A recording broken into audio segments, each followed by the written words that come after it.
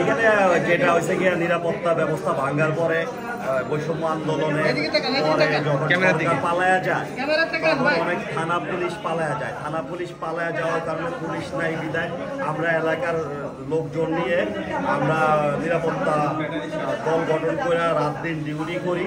তো এই জায়গায় যারা ডিউটি করে অস্বাভাবিক যাতায়াত দেখতেছে, অস্বাভাবিক লোকজনের অস্বাভাবিক গাড়ির যাতায়াত দেখতেছে।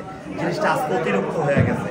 যখন অতিরিক্ত হয়ে গেছে তখন আমার একটা ছোট ভাই মোস্তফা ও বললো, ভাইয়া আজকে কিসের ব্যাগ বস্তা নিয়ে বের হচ্ছে। তখন আমি তখন চলে আসলাম।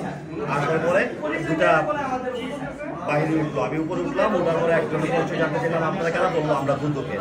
তো দুদকের আপনাদের সাথে এরা কারা, পরে বললো যে এরা দুদকের। তো আমি বললাম দুদকের হলে আপনাদের সাথে পুলিশ থাকবে, দুদকের কোটি থাকবে, যেহেতু নাই। তখন একজন পরিচয় দিল, আমি চৌধুরী, আমি সিডিডিবি ডিসি কাউন্টার টেরোরিজম।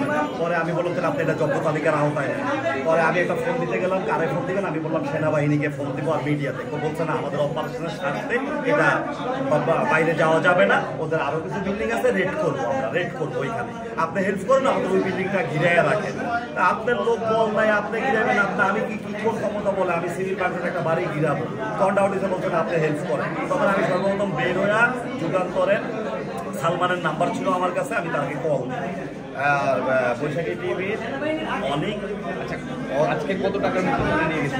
এইখান থেকে বললাম কয়েক বস্তা গেছে। তারপর ওনারা ছোট ছোট পেন্ডিং করছে। ওনাদের যখন জব্দ তালিকা করতে বলছিলাম তখন ওনারা খুচরা কিছু টাকা রাবারিং করতেছে আর গমতেছে। এর ভিতরে আমি সেনাবাহিনী আনার জন্য নিচে গেছি।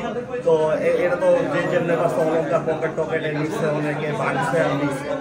তো আমি সেনাবাহিনীর জন্য যখন ওরা পাঠাইলাম আর আমি মিডিয়ার জন্য গেছি। এর মধ্যে তো মনে হয় অনেক এরপরে